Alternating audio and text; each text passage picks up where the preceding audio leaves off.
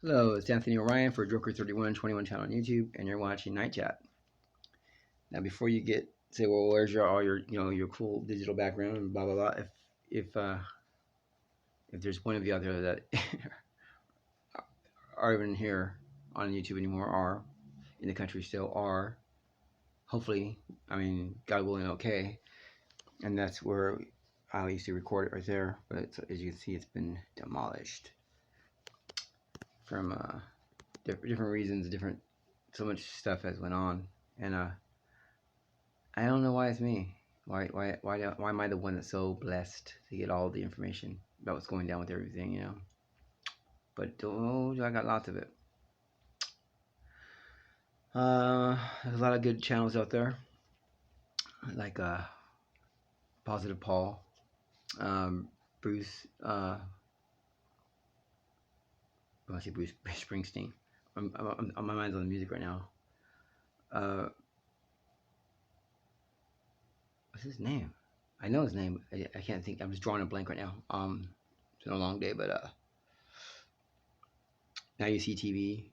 Alex Jones, some of it, because Alex Jones, he did put out a lot of good information, whether he's a troll or not. I don't know if he is or not. Maybe he just wanted to live. It gets scary when they're coming after you. I'll be honest, it gets scary. I've been through moments where I was like, just let me live, let me live, let me live. I don't care what happens, let me live. And that's the part of us that is trying to breathe above the water. And then there's days where you're like, I don't give a fuck what they do. Let's go. I don't care if I die or not. And you get a lot of those days. So you actually get more of those days than you do the let me live days. When you're younger, you get more of those days. But as you get older, what is there to live for? What is there to live for when you're 50 years old? And I mean, there's lots to live for. Don't get me wrong. I'm just saying, when you're younger, the whole world's bright and new and exciting, and you're trying to figure your stuff out. And when you get older and you see how the real world works, how creepy it is, and it makes you run back to where you came from, back to God with your tail between your legs. Because I knew about God when I was growing up. I had a special love for Him as a kid. I'm talking like a little kid, 5 years old, 6 years old, 7 years old.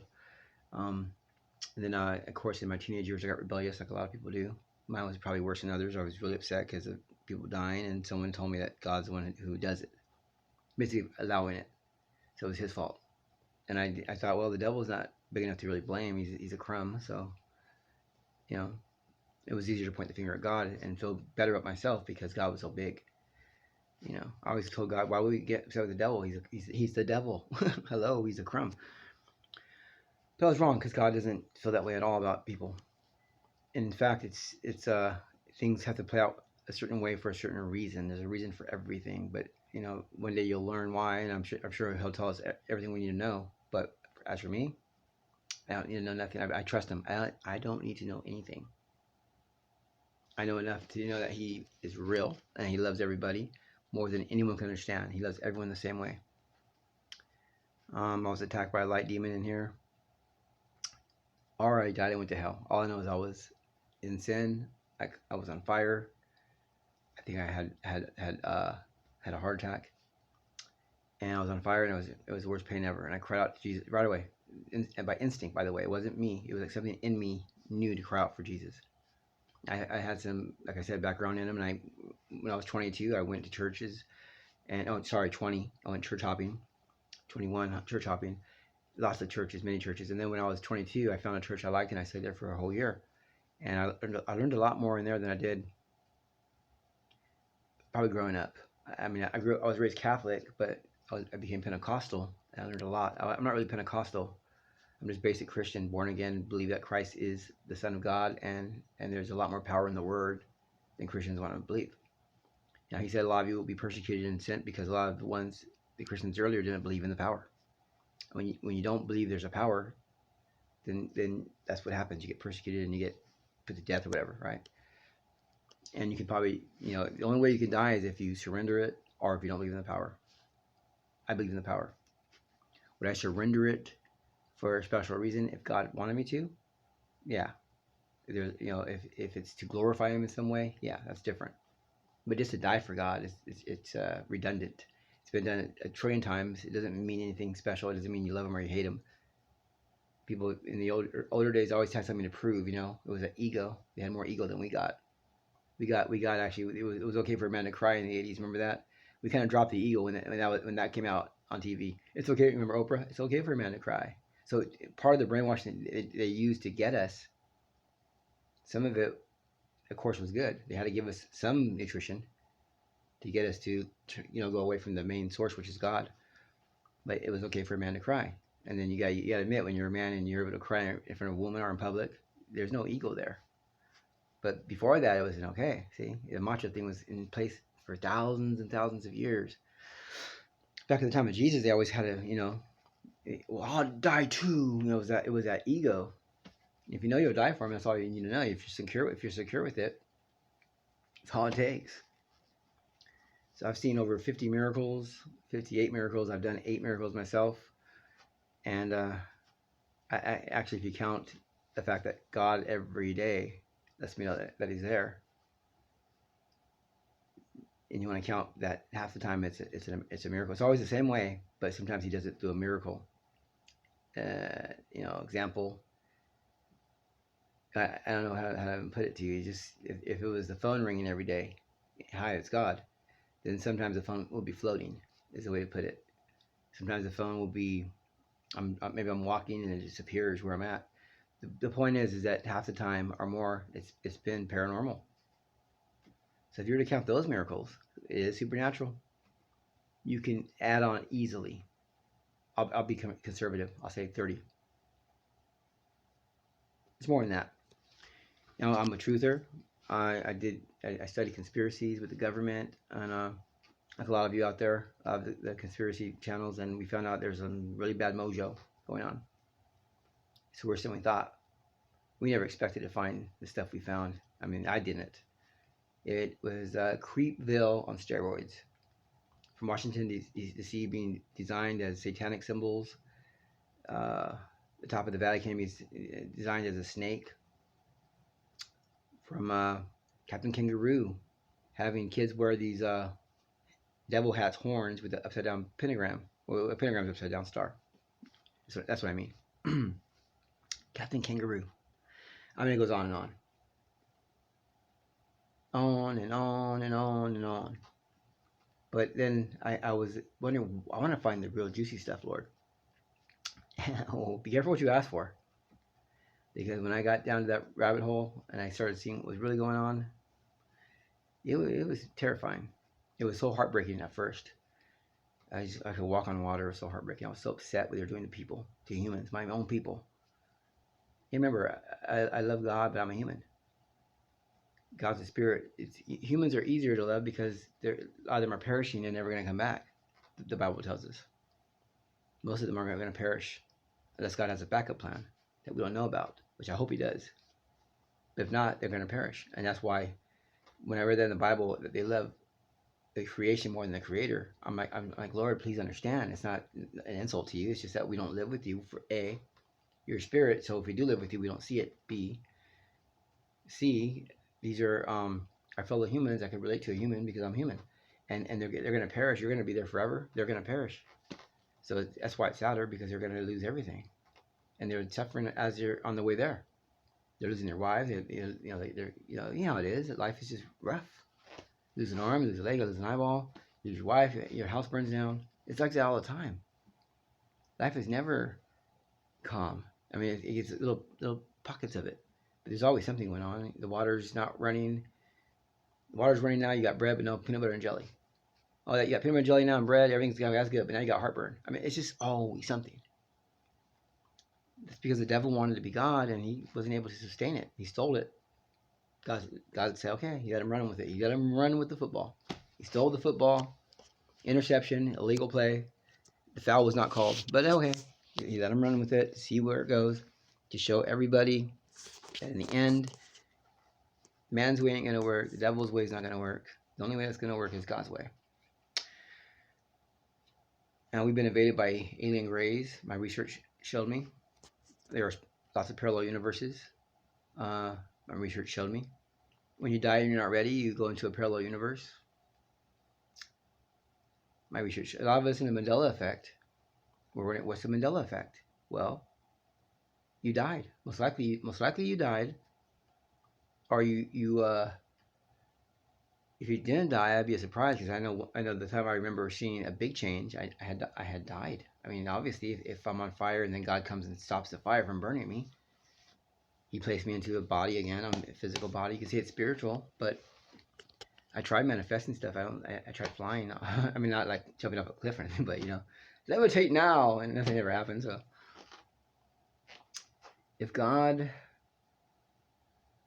could, move you like that, there could be a backup plan for everybody. Hopefully, maybe some of us He moved us because He needs us still. I think people in the Mandela effect. I really personally believe that you guys are all soldiers of God, and that God needs you to be witnesses to the Christ. I really believe it. You got to go out there, and because you must have felt something really powerful with Christ. And if you haven't, and you're in the Mandela effect, and I guess that puts us in the same boat in a way where I felt something with Christ and you didn't, and we're going to have the same effect, which is strange. Okay. So I know me personally, I know there's physically a God and there's physically a devil. And I know the devil is, of course he's on the losing side, but I never understood the devil. I've always had a hard time understanding what does that get you really? Destroying everything to lose your very soul. Now it took 6,000 years to catch up with him. But I guess if you're an eternal being, plus who knows how long he's been around, that might be a short time for him. For us it's a long time. For him it's a short time.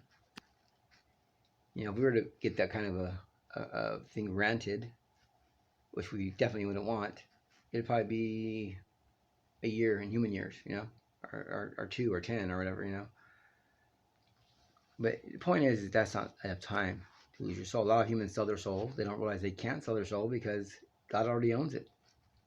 It's by default. So when they die, they don't burn forever. I believe they actually die. Some people will burn and go to heaven, and some people will just die probably. I guess if you're going to die, God will probably make it where there's no pain at all. Why penalize you when you're going to be going out forever? I'm just this is a theory of this part. Yeah, it would be nice, and if God decided He don't want you to show up no more, and you just die. But if you find yourself in trouble somehow, then you got a chance to come back. You can repent, and maybe the fire might be for repentance to get you to call His name and say, "I'm sorry," because only God can fix you. And the fire might not even be God; it might be our own soul burning away from God, from all the sin. It takes hold and starts eating you up. I don't know. But what I do know is that God is very merciful. I know that He's pure love. I felt His presence when I was attacked by that light creature. Orbs filled up the room. Love, peace. They call Him the Prince of Peace. That's what they call Him. That's like the main name for Him. Explains everything, right? Why? I mean, the peace was phenomenal. We're invaded by alien greys. At least the government's going to make it sound that way. They are probably alien greys, but they're not from from Alpha Terra 3. They're from the pits of hell. These are demonic creatures that are in league with the devil and the fallen angels, and they're just here to put a miserable spin on everything for the people of the world. And I prayed for an intermission because it appeared like they were going around trying to kill people. After I did the night chat. Night chat was a little talk show I had. I was being I personally believe it was being blocked by the CIA, and they didn't want to find out what was going on because I was saying some pretty big stuff that I found out, which is pretty damning for them. It shows hardcore treason, beyond reasonable doubt. And you can be basically anything, and if you had that kind of info on them like that,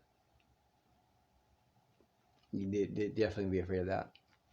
So here's the point. It's bad. At least it was bad. And then it looked like they started killing people.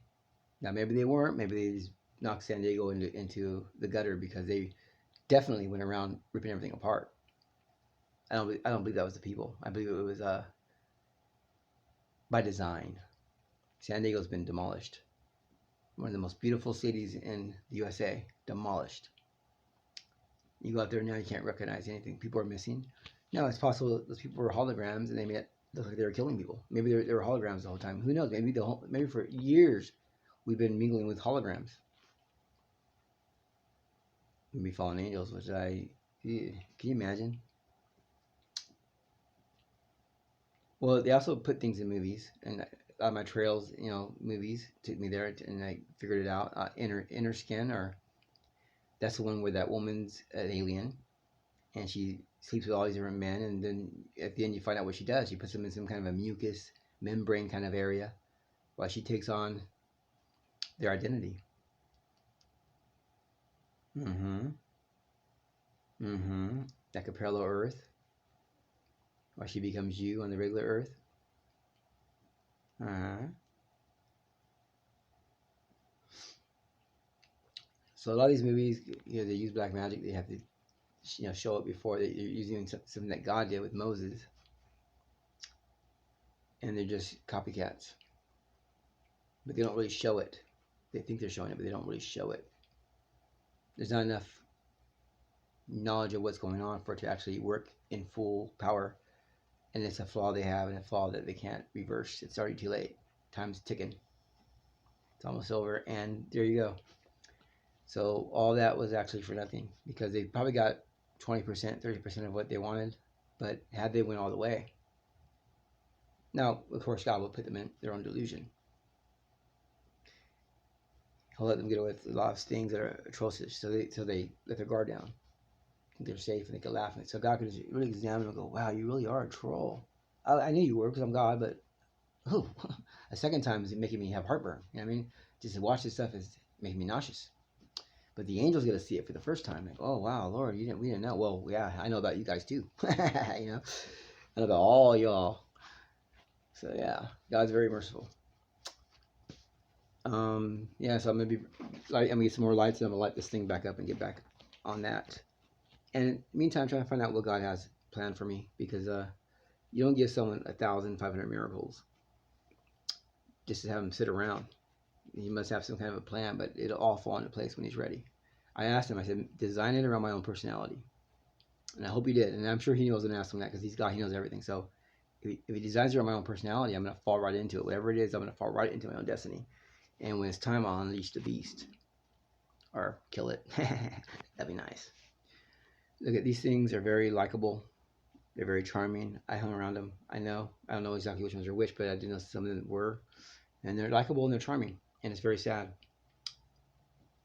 But there again, I got to remember that if they could, they would take my head off. No matter how likable they are, they don't like us. They hate us. They look at us as their enemy, no matter what we do. So you join them, you're still the enemy. You can't join them. You can only join them and be suckered. That's it. That's about it. So remember that Christ is the Son of God, and he's the one that created everything, so he's the Father.